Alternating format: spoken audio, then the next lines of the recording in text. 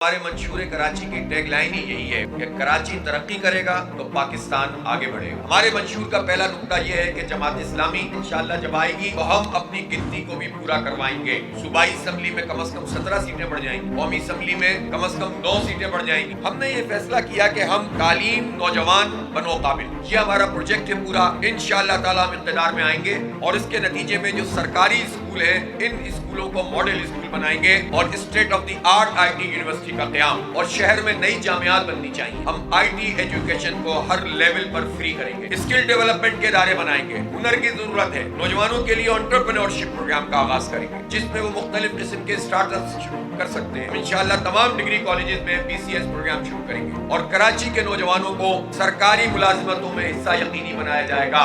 شہر میں اسپورٹس کو فروغ دیا جائے گا، ہر ٹاؤن کے لیول پر اسپورٹس کمپلیکس بنائے جائیں گے۔ گیس کے بحران کے حل کے لیے ہم نے پہلی بات تو یہ ہے کہ اس بات کو یقینی بنایا جائے گا کہ جب آئین میں ایک پروویژن موجود ہے کہ جس صوبے سے گیس نکلتی ہے اس کو ترجیح میں رکھا جائے گا، تو پھر اس پر عمل درآمد یہ حکومتیں کیوں نہیں کرتی؟ آئین کی اس آرٹیکل پر عمل درآمد کروائیں گے، لوڈ شیڈنگ کا خاتمہ کریں گے، صنعتوں اور رہائشی علاقوں کے لیے ٹیرف میں کمی کی جائے گی، نشان زد ذخائر سے پیداوار کو یقینی بنانا، LNG کی خریداری میں جو کک بیکس اور کرپشن ہے اس کو ختم کیا جائے گا اور ورچوئل پائپ لائن کو یقینی بنایا جائے گا۔ انشاءاللہ تعالیٰ یہ K4 مکمل 650 ملین گیلن جلد مکمل کریں گے۔ ہم اس سمندر کے پانی کو میٹھا کر سکتے ہیں۔ مہنگا ضرور ہے، بجلی کی جو مسلسل فراہمی ہے اس کو یقینی بنائیں گے۔ کورٹ میں جا کر یہ جو 20 سال کا انہوں نے ڈسٹریبیوشن کا لائسنس دیا ہے اس لائسنس کو انشاءاللہ کینسل کروائیں گے۔ سب سے زیادہ مہنگی بجلی کے الیکٹرک بنا رہا ہے، ڈسٹریبیوشن اور ٹرانسمیشن کے لیے ایک سے زائد کمپنیوں میں مقابلہ کروایا جائے گا اور پھر اس کے بعد مختلف کمپنیوں کو لائسنس دیے جائیں گے۔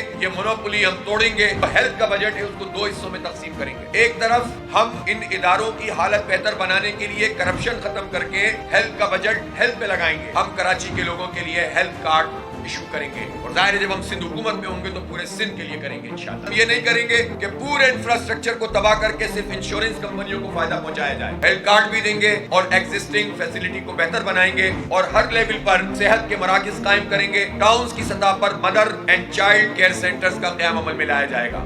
اسٹریٹ کرائمز کے خاتمے کے لیے کراچی کو سیف سٹی بنایا جائے گا۔ پولیس کو ریفارمز کی ضرورت ہے، ایک طرف پولیس والوں کی تنخواہوں میں اضافہ اور دوسری طرف اس بات کو یقینی بنایا جائے گا کہ میرٹ پر پولیس کی بھرتی ہو اور کراچی کے جو پرماننٹ ریزیڈنٹ ہیں چاہے وہ کوئی زبان بولتے ہو، کسی نسل سے تعلق رکھتے ہوں، ان کو 70 سے 80% پولیس کے جوانوں میں اور پولیس کے افسران میں تعینات کرنے میں ترجیح دی جائے گی۔ ہم ان موجودہ PRTs کو لائٹ ریل سسٹم میں کنورٹ کریں گے۔ ایلیویٹڈ اور انڈر گراؤنڈ سسٹم ہوگا جو 5 سال میں 5 سے 6 ہزار بسوں کے ساتھ انٹر کنیکٹڈ ہوگا اور ہم پبلک پرائیویٹ پارٹنرشپ میں بھی بسیں لے کر آئیں گے۔ کراچی ماحولیاتی تبدیلیوں کی زد میں ہے، اس لیے بڑے پیمانے پر گرین اسپیسز میں اضافہ کیا جائے گا، بوٹینیکل گارڈنز بنائے جائیں گے اور ایئر کوالٹی جو ریگولیشن ہے وہ ترتیب دے کر ایئر کوالٹی انڈیکس کو 100 سے نیچے لایا جائے گا۔ کراچی کو اس کا ڈیو مالیاتی شیئر ملے۔